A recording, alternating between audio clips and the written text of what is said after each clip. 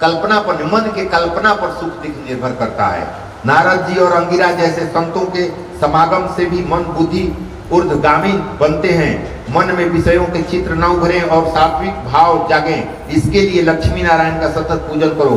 विष्णु सत्वगुण के अधिपति देव हैं, उनकी सेवा करने से मन में सात्विक भाव की जागृति होती है। विषयों के चित्र अंदर होते हैं, आंख मूंद कर बैठोगे तो वे बाहर आएंगे।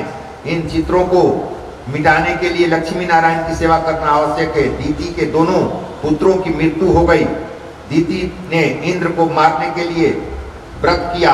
कश्यप ऋषि ने इंद्र को मारने वाला पुत्र उत्पन्न हो सके ना, इंद्र को मारने वाला पुत्र हो सके, इसलिए तपस्या कर रही है दीति। हाँ, ये सब राक्षस के मार दे रहा है लोग, तो ये व्रत कर रहे हैं। इस हेतु दीति को एक वर्ष का व्रत बताया। कश्यप ऋषि से पूछे, बताइए ऐसा व्रत कि हम व्रत करेंगे, हमारे बाल बच्चों को लोग मार दे रहा है, लोग देवता, हमारे राक्षस भी मतलब रहे, हमारे बच्चे हैं ना। तो एक वर्ष का व्रत बताया, उसका नाम था पुंसवन व्रत। चंचल मन को ईश्वर में स्थिर करने का साधन ही व्रत है। चंचल मन को ईश्वर में स्थिर करने का साधन ही व्रत है। व्रत से मन की चंचलता घटती जाती है और ईश्वर में स्थिरता बढ़ती जाती है। मन को ईश्वर में लगाए रखने का साधन ही व्रत है।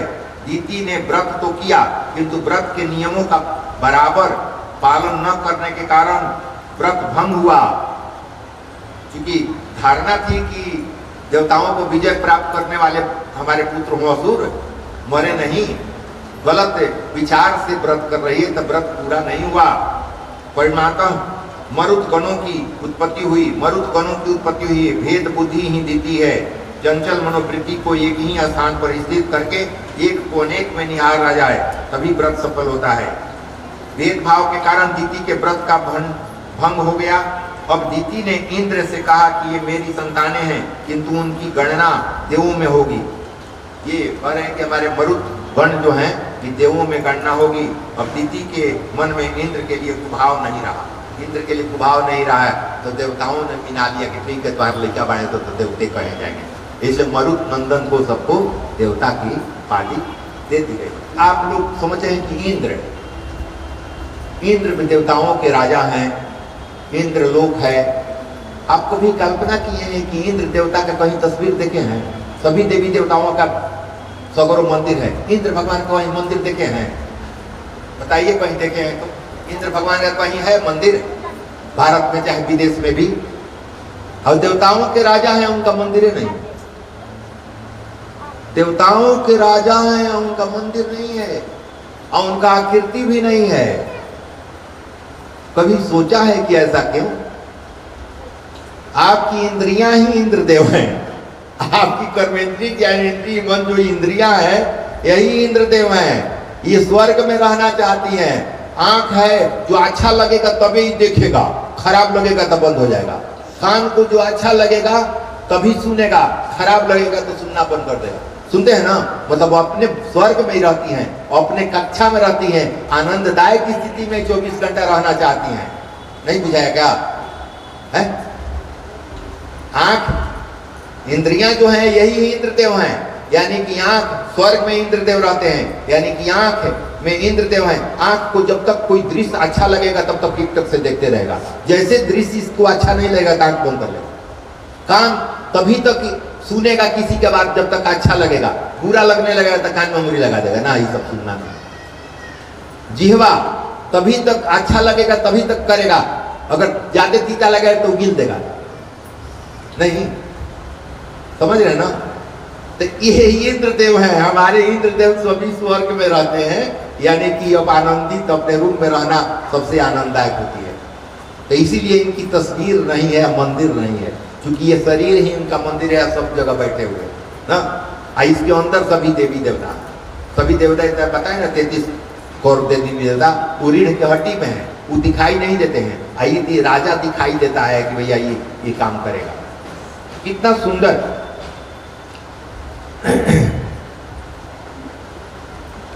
ये वासना के साथ 3 प्रकार बताए गए हैं। वासना के 3 प्रकार बताए गए हैं, असद वासना, सद वासना, मिश्र वासना। परीक्षित राजा ने एक महत्वपूर्ण प्रश्न पूछा है। आप कहते हैं कि ईश्वर सर्वत्र है, और वह समभाव से व्यवहार करते हैं। परीक्षित जी पूछ रहे हैं राजा सुखदेव जी से कि आप कहते हैं कि ईश्वर सर्वत्र है, ईश्वर सभी जगह है, और वह समभाव से व्यवहार करते हैं। व्यवहार उनका गलत नहीं होता, सबसे बराबर व्यवहार करता है। यदि ऐसी ही बात है तो जगत में विषमता क्यों है? बहुत अच्छा प्रश्न है कि जब सब जगह वही है और सब सम भाव से देखते हैं, सबको सम भाव से विचार काम करते हैं, तो ये विषमता जगत में क्यों है? विषमता क्यों दृष्टिगोचर हो रही है?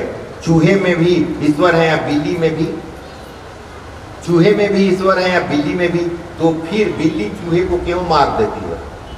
अब दोनों में जब ईश्वर है तो बिल्ली चूहे को क्यों मार खाती है? भगवान यदि सम है तो जगत में वह विषमता क्यों उत्पन्न करते हैं? यदि वे समभावी हैं तो फिर बार बार देवों का पक्ष लेकर वे दैत्यों को क्यों मारते हैं? प्रश्न कर रहे हैं कि बार बार देवता के पक्ष लेकर दैत्यों को क्यों मारते हैं? यदि वे ईश्वर हैं तो फिर विषमता क्यों करते हैं? ये बहुत सुंदर प्रश्न कर रहे हैं। भगवान की दृष्टि में यदि सभी प्राणी समान हैं तो उन्होंने इंद्र के लिए वृत्तासुर का वध क्यों किया? मैं मानता था कि दैत्य तो पापी हैं, अतः हरि उनकी हत्या करते हैं, किंतु वृत्तासुर तो भक्त था, वृत्तासुर तो भगवान का भक्त था, तो उसको क्यों मारे? फिर उसकी उन्होंने हत्या क्यों की? सुखदेव जी कहते हैं, राजन सावधान। सावधान कहते हैं मतलब ध्यान से सुनो। क्रिया में भले ही कदाचित विषमता हो भी जाए, किंतु भाव में तो नहीं होनी चाहिए ना। सब भाव रखना, मतलब भाव में तो विषमता नहीं हो, क्रिया में विषमता होगी लेकिन भाव में विषमता नहीं होगी ना।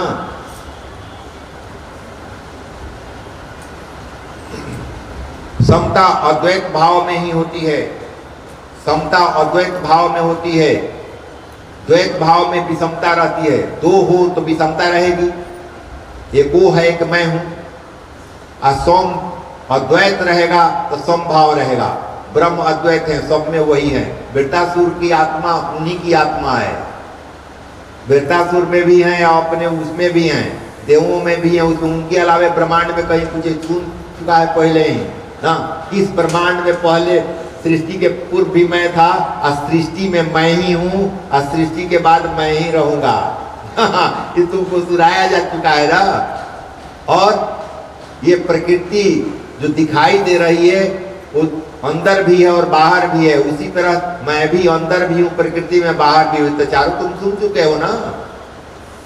तो वृत्तासुर में वही है और उसमें वही है, तो सम दृष्टि तो है ना। तुम्हारी दृष्टि द्वैत हो गई है, दो तुम समझ गए हो, इसलिए तुमको शंकाएं हो रही है ना। रावण को मार गए तो आत्मा कहाँ गई? उन्हीं में समा गई राम में। कंस को मारे तो उन्हीं में समा गई, शिशुपाल को मारे तो उन्हीं में समा गई। अगर दो रहते तो अपने में नहीं समाते ना।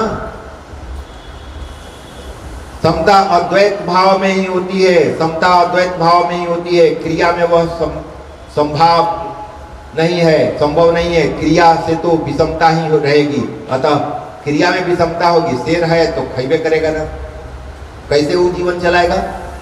जैसे कल परसों मैंने बताया था, बिजली है तो बिजली है तो ये कूलर में जाएगा तो ठंडा देगा, हीटर में जाएगा तो गर्मी देगा, बल्ब में जाएगा तो प्रकाश देगा, रेडियो में जाएगा तो ध्वनि देगा। बिजली क्या करे भैया?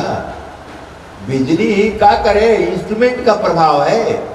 इंस्ट्रूमेंट के प्रभाव है कि उस इंस्ट्रूमेंट में गया था ध्वनि निकाल दिया, उस इंस्ट्रूमेंट गया था प्रकाश निकाल दिया, उस इंस्ट्रूमेंट गया तो ताप निकाल दिया, किसी इंस्ट्रूमेंट में गया तो ठंडा ही दे दिया, फ्रिज में गया तो वही बिजली ठंडा कर दिया, वही हीटर में गया तो लहका दिया, वही बल्ब में गया तो प्रकाश दिया, वही रेडियो में गया तो ध्वनि दिया।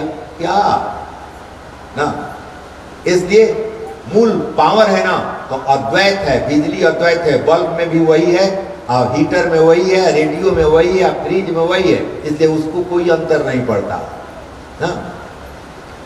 अतः भाव में समता रहनी चाहिए, रखनी चाहिए। घर में माता पत्नी संतान आदि होते हैं तो सबको एक दृष्टि से माता के साथ माता के जैसा व्यवहार, पुत्र के साथ पुत्र के साथ, पत्नी का पत्नी, सबका व्यवहार तो सब में तो ब्रह्म है ना।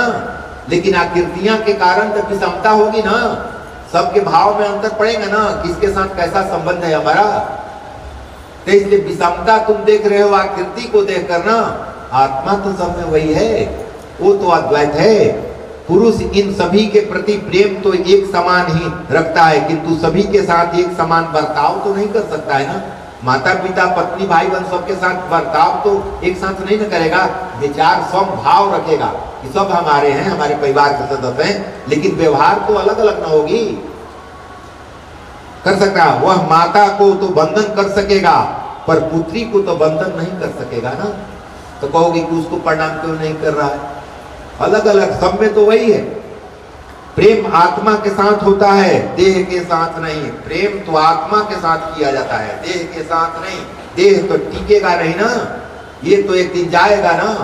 तो जो जाएगा उससे प्रेम क्यों कर रहे हो? जो अमर प्रेम कहते हो कि हमारा प्रेम अमर होगा, तो अमर प्रेम चाहते हो तो ब्रह्म से करो, वो अमर है। तो यहाँ कहते हो तुमको शादी करने के पहले अमर प्रेम है, तुम्हारा प्रेम तो ही नष्ट होने वाला है, कुछ दिन है, फिर कहाँ कहाँ चले जाओगे पता नहीं चलेगा। अरे दोनों आदमी साथ मिले हो, बढ़िया से कमाओ खाओ, भगवान के भजन करो या बाल बच्चे के देखभाल करो। ये अमर प्रेम ब्रह्म से ही हो सकता है। जो अमर होगा उससे प्रेम करोगे तब ना अमर होगा। जो अमर है या नहीं है उससे प्रेम करने चलोगे तो अमर कैसे होगा? भावना के क्षेत्र में तो अद्वैत भाव होना ही चाहिए। समदर्शी बनना है, समव्यवहारी नहीं। समदर्शी बनना है, देखो सब में ब्रह्म को, लेकिन व्यवहार ही समदर्श नहीं हो सकता है, समव्यवहारी नहीं होगा। अब मान लो कि सब तुम्हारे बाल बच्चे हैं, 3-4 को बाल बच्चे हैं, कपड़ा खरीदना है, तो कपड़ा खरीदने सबके 2 मीटर में हो जाएगा। बच्चों के 2 मीटर खरीदोगे और बड़कों के 2 मीटर खरीदोगे, तो तन व्यवहार तो नहीं सोचते, अपना ही तो तुम्हारा है, तुम्हारा अपना ही है। अब व्यवहार कर लो तो बराबर 2-2 मीटर कपड़ा सबके ले आओ ना, किसी का घट जाएगा किसी का बढ़ जाएगा। अरे जो जैसा है तैसा ना व्यवहार करोगे। तो इसलिए कहता है कि नहीं, सम व्यवहार नहीं हो सकता है, समदर्शी हो सकता है। सम में ब्रह्म है ये देखा जा सकता है, व्यवहार अलग अलग हो, किसको क्या चीज की जरूरत है। भगवत को आदि भौतिक साम्यवाद मान्य नहीं है, मात्र आध्यात्मिक संवाद ही मान्य है। राजन, तुम्हें लगता है कि देवों का पक्ष लेकर भगवान ने असुरों का नाश किया है, परंतु उन्होंने यह संहार तो उन असुरों का पर कृपा करने के हेतु से ही किया है। असुरों पर कृपा करने के लिए ही किया है, क्योंकि मुख उद्धार किया है उनको, उनका वध करके। एक दृष्टांत सुनो, एक चोर चोरी करने के हेतु घर से निकला। एक दृष्टांत कहानीकार है, एक दृष्टांत सुनो।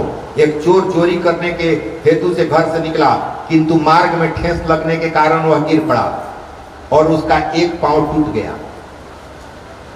इस कारण वह चोरी न कर सका। यह भगवान की कृपा थी या अकृपा? पहले कि चोर चोरी करने गया, उसको ठेस लगा, वो गिर गया, उसका पैर टूट गया। तो इसको क्या कहोगे? भगवान की कृपा कहोगे कि अकृपा कहोगे? कृपा करोगे कि कृपा? इसे कृपा ही समझनी चाहिए। पैर तो टूट गया, किंतु उसके कारण वह जो पाप करने जा रहा था चोरी, वो तो नहीं कर सका ना। तो कहोगे कि भगवान हमको पैर तोड़ दिए। भगवान तोड़ के तुम्हारा पैर पाप से बचा लिए। हाँ, तुम के गलती करते ही जा रहे हो, तुम्हारा मार के तुम्हारा उद्धार कर दे कि आगे पाप न कर बैठे हो। कृपा समझनी चाहिए। पैर तो टूट गया, किंतु उसके कारण वह पाप तो न कर सका ना। राजन, जैसे तुम होगे, ईश्वर का रूप भी तुम्हें वैसा ही दिखाई देगा। ईश्वर का कोई एक निश्चित स्वरूप नहीं है, कोई निश्चित स्वरूप नहीं है। जीव जिस भाव से उन्हें देखता है उसके लिए वैसे ही बन जाते हैं। जिस भाव से तुम देखोगे वैसा ही वो बन जाते हैं।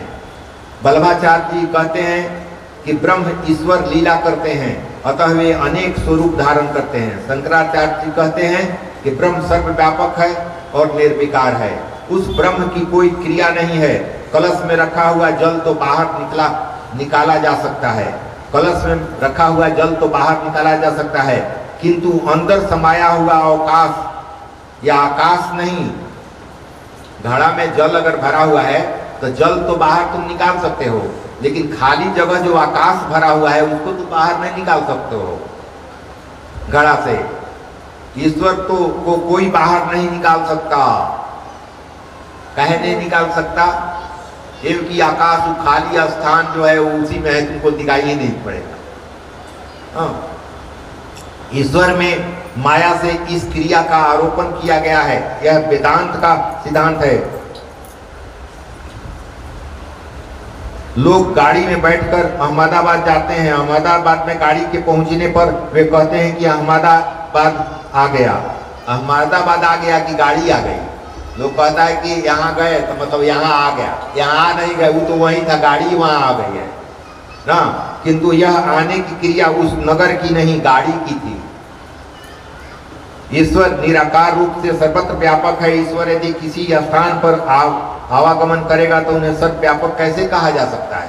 स्पष्ट लिखा है कि सर्वव्यापक है तो कैसे कहा जाएगा जो आता है जाता है उसको?